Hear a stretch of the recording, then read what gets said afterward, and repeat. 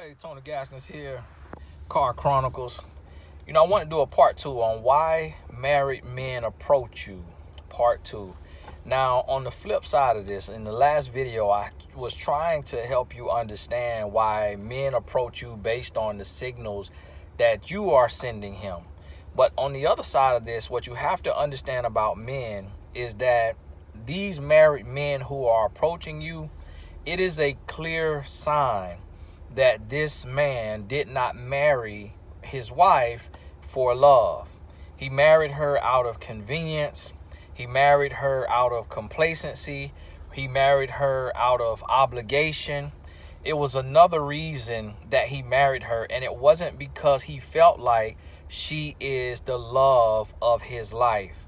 And so whenever you meet a man and then you find out that he is married, if it's not in the first conversation, then that is a clear indication that you're dealing with a man who is still searching for himself, and that you may be a casualty of his search if you continue to entertain and to deal with that man. And that's one thing that you have to realize. The other thing that you have to realize is that married man, number 2, he has not connected with his purpose. So if a married man approaches a woman, that man does not have a sense of purpose on this earth, meaning that he doesn't work for something or towards something that is bigger than himself. He's just living. He's just existing.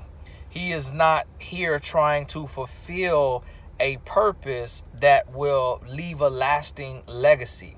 So that's another clear indication, because a lot of women are getting tied up dealing with and entertaining married men.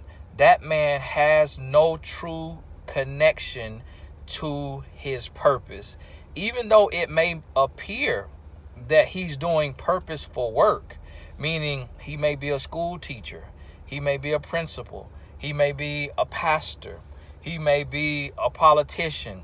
Even though his line of work may appear to be a purposeful line of work, he has not connected to his purpose personally. So it's a difference between a profession and a purpose, because you can be in a purposeful profession but not give it a sense of purpose for your life and for your legacy. Now, on the other side of this man is still immature, meaning that he has not learned how to love himself and how to love his wife as he loves himself. He has not learned to love her the way, in the good book Ephesians says, the way Christ loves the church. Now, it doesn't even apply if he's not of the Christian faith, but he's operating from a place of immaturity. And what I mean by that is, it takes morals and values, a lot of maturity to be faithful to your wife. And if you are still immature, then you won't be able to be faithful to your wife. So you have to understand that when this man approaches you, even if it has nothing to do with you, anything negative, even if it's all the way good about what energy you send out, it's his immaturity. Now, on the other side of this is insecurity. It is true, and I've seen women say it, that sometimes a married man will approach you because he wants to see if he still has it. Now, of course, everything else that I said goes in there, but that man has some insecurity, and he finds validation through the acceptance from a woman. So when a woman accepts his approach, his attempt to get with her, he sees that as validation. That validates his manhood in his mind. that validates his existence, that validates his physical appearance. It validates him. So in his mind, that means everything to him.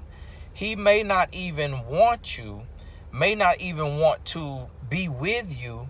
He may not even really think you're all that attractive. He may just be using you to stroke his ego. And so there are married men who will tell you in the first, second, third, fourth conversation that they are married. And for you to hear that and then to assume or to ask, was something going wrong in your marriage? As soon as you do that, you just validated him. You just stroked his ego. You just fed his insecurity. As soon as you do that, like, the response should be, if a man says, well, I'm actually married, but you know how that goes, going through a lot. Your response, no, I don't know how that goes. Actually, excuse me. I'll talk to you later. Hey, nice hi and bye. Nice meeting you. Gotta go. You won't hear from me again. That is what your response should be. But as soon as you say, hold on, now you married? Now explain this to me. What's going on? Like, how are you talking to me and you married? And are y'all separated? So now you just lended room for him. So now he said, okay, so if we separated, you cool with it. So he may say, well, yeah, technically we're separated, but we have to live in the same house for financial reasons because she can't afford to go and get her own place, but we don't even talk. And there are hundreds of thousands of men who have sold a woman that very lie. And if you are leaning on your desperation, if you are leaning on your loneliness, you will believe the lie that he just told you. Whenever a man mentions that he is married, it means that he is not leaving that woman. If he has intentions to leave her because he has convinced himself he made a mistake and that that's not his wife and that he did it for the wrong reasons, he won't even mention that he's married. But when he says he's married, that automatically means it's a toss-up. That he could use you, drag you along, and never leave her. Or that he may be open to leaving her, but he hasn't made that decision yet. So understand, there are parts, which if you haven't seen part 1, look at part 1 so you can see where it's things that come from a woman. There's energy and a radiation from a woman that will pull a married man in. But you have to also understand the other side, because you could be absolutely gorgeous. You could be absolutely gorgeous. You could be perfect. There could be nothing visibly wrong with you. A man might even work with you. A married man might work with you, work around you, and you may have an amazing personality. Everything about you in this man's mind could be perfect from what he sees, from what he knows. But if that man knows who he is, he knows what his purpose is, and he has matured, and he has connected with his calling or his faith or his purpose, if all of that is working together, you can be the absolute perfect appearing woman and he will not come on to you.